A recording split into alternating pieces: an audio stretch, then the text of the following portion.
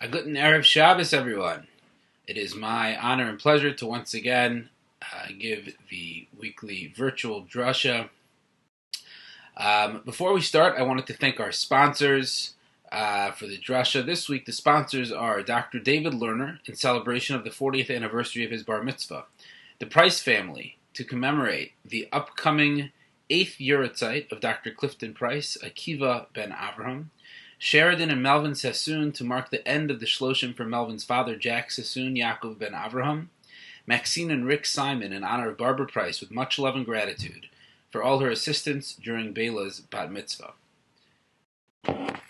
So, B'shus Rabbi Rosenbaum, I wanted to share a few thoughts about the month of Iyar that we are currently in. And if you look at the Jewish calendar, the month of Iyar seems to be kind of sandwiched and almost lost in between the months of Nisan and the months of Sivan. Nisan, of course, is the month of the Geula, Chodesh HaGeula, and it's when we have Pesach, and there's a lot happening in the calendar in the month of Nisan. Sivan is the month of Matan Torah. We have Shavuos, and there's a lot going on in Sivan. Iyar seems to be the middle child. What's going on? What is the work? What are we supposed to be focusing on during the month of Iyar? What does the month of Iyar represent? And how should that impact the way that we focus and what we should be doing in our service of God during this month? So to start this conversation, there is an interesting and kind of surprising source cited in the Ramah, in his gloss to Shulchan Aruch, in Even HaEzer Simin Kuf Chaf Vav Sif Zayin. And there the Ramah is discussing the halachos of writing a get. When you write a document of divorce, as we know, it must be precise.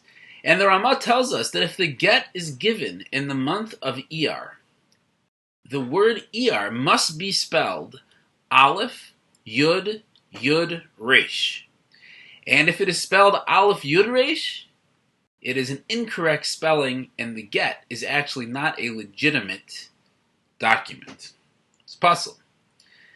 And on that Ramah, there is one of the commentaries. The Beis Shmuel writes, he says that Remez Ledavar. He says, I can give you something, a device to remember the proper spelling of Iyar. What is that? It's Avraham, Yitzchak, Yaakov, and Rachel. A connection to the Avos and the Imahos.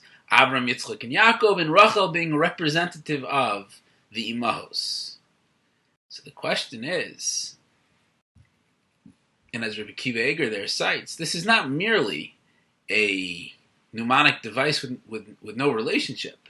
Clearly there is a relationship that the Avos uniquely have to the month of Iyar, and somehow that's reflective on the nature of the month. So let's try to explore that a little and appreciate perhaps what Iyar represents, what Iyar represents, and what the focus of the month is. So let's place that on the back burner for just a moment. And let's focus on Sfiras HaOmer, on counting the Omer. And the Maharal points out in the Tiferes Yisrael that the approach, the time period of Sfiras HaOmer really spans from the Korban HaOmer brought on Pesach, which is brought from Seorim, all the way to the Korban of Shtei HaLechem that is brought in the Beis HaMikdash on Shavuos. And he makes an interesting observation. He says that Seorim is a ma'achal behema, is animal food, whereas Shtei HaLechem, bread, is the food of man. And he says, without clearly explaining, that the Sfiras HaOmer period is a period in which we gradually go and gradually develop from animal all the way to man. And perhaps farther light can be shed on this based on something that the Baal HaTanya explains in Likutei Torah and on Vayikra Daf Gimel. And he says like this. He says that when Klal Yisrael, the Jewish people, experienced the Exodus, they were undeserving. In other words, at that time, as we've spoken about many times before, the Jewish people were essentially a cultural group that they had unique names, unique language, and unique mode of dress. And they had a promise that God would redeem the children of Abraham, Yitzchak, and Yaakov, and they were identifiably the children of Abraham, Yitzchak, and Yaakov. They received minimal mitzvahs at that point. Korban Pesach, Dam Milah, but essentially, says the Baal HaTanya, they were undeserving. They were undeserving on their own merit. However, that was Yetzias Mitzrayim. As they built up and refined themselves and experienced Kriyas Yamsuf, and all the way up to Matan Torah, when it came to Matan Torah, at that point, they were already a deserving partner and deserving to enter into the covenant of HaKadosh Baruch Hu through receiving the Torah. So therefore, and explains the Baal HaTanya, he says is that Matan Torah is referred to as a chasana. He says a chasana must be among equals. He says it has to be that at that point the Jewish people were already deserving on their own merit. And therefore the period between Pesach and Shavuos is the period in which we develop and work on and become deserving to have a partnership, to have a unique covenant with HaKadosh Baruch Hu. So in a nutshell, the month of Iyar, based on this idea of the Maharal and the idea of the Baal HaTanya, is the month of preparation for Matan Torah, the month in which we refine ourselves to be able to properly receive the Torah.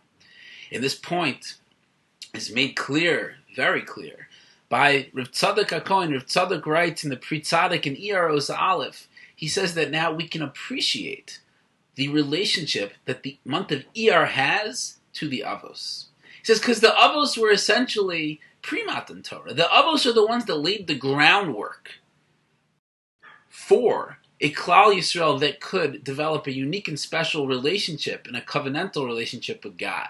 He refers to the Avos as the Derech Eretz Kadma LaTorah. But it's more so. It's that the Avos essentially pioneered the notion of God, the notion of monotheism, the notion of having a relationship with HaKadosh Baruch Hu. The basis of Klal Yisrael, they were the pioneers for that. As we've spoken about many times, Abraham was the first monotheist. He rejected the norm. And Yitzchak continued that, and Yaakov established and cemented in this relationship that Yisrael, Afal Pi Shechata, Yisrael, who that a Jew, although he may sin, he remains a Jew. You're born a Jew, you die a Jew. And therefore, says Reb Tzadok, that the month of Iyar is all about taking initiative. It's connected to the Avos because just like the Avos were the precursor for Klal Yisrael, precursor for Matan Torah, so too it's our time to prepare ourselves for Matan Torah, and to take initiative, and to demonstrate that we too can be ready for Matan Torah. And this makes a lot of sense. If you take a step back, and you look at the Jewish calendar, it may not be the most prominent holiday on the Jewish calendar, but the month of Iyar actually contains a yontiv mentioned in the Torah. And what is that? It's today. The yontiv mentioned in the Torah today, of course, is Pesach Sheni. And let's reflect for a moment on what Pesach Sheni represents. Pesach Sheni, as the Psukim in Bamidbar Test tell us, Pesach Sheni is very unique. It's a group of people who were unable to bring the Korban Pesach at the proper time because they were Tameh.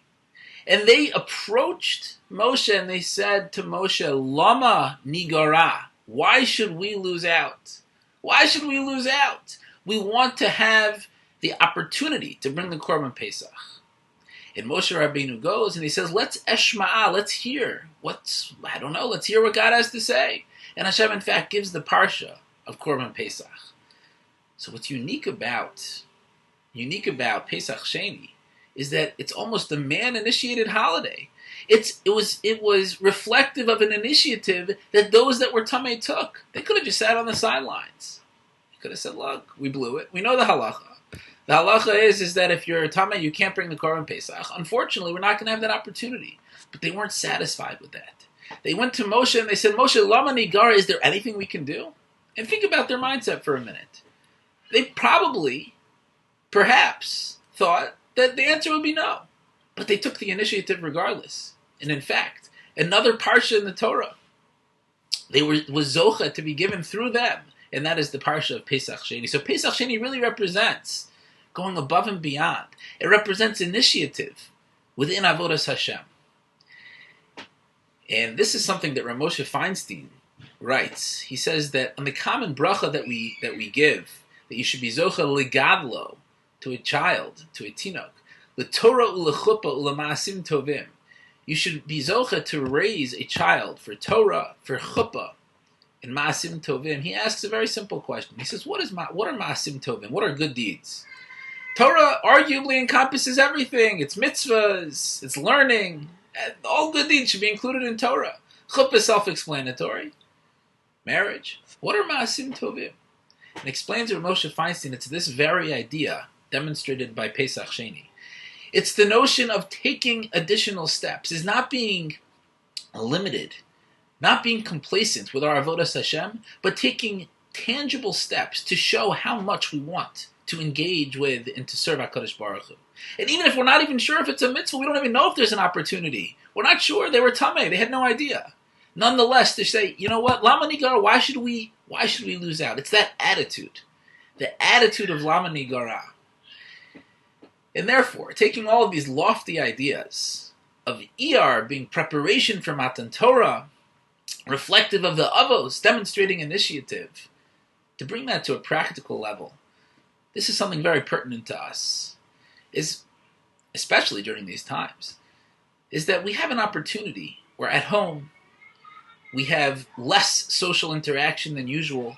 We have an opportunity to really focus internally on ourselves and on our spiritual growth. And we can say to ourselves, you know what? I'm not complacent where I am. I'm doing pretty well. I'm doing pretty good. That's for sure. But there's always room for growth. I'm davening, but I could daven a little better. I could daven a little more. I could have a little bit more kavanah. I'm learning. I'm doing mitzvahs, but there's always an opportunity to growth. So during this time period, we should be reflecting and saying, where are those opportunities? How can I demonstrate initiative? I don't want to be complacent. I just want to continue by rote, but rather I want to show excitement. And I want to approach Yiddishkeit with the attitude of Lama Nigara. Why should I lose out? I don't want to lose out. There's all sorts of opportunities for me. Let me tap into those opportunities. And that's what the month of Iyar is about. And that's the time period we're in. And that's Pesach Sheni, which again occurs uniquely in the month of Iyar. So with that message, I wish you well. Hope you have a wonderful Shabbos. And I hope that you use this Shabbos and the remaining time before Shavuos to continue to try to push your own boundaries, to try to live by the idea of Lama Nigara. I don't want Yiddishkeit to be a burden, but on the contrary, I don't want to lose out. Have a wonderful Shabbos. Take care.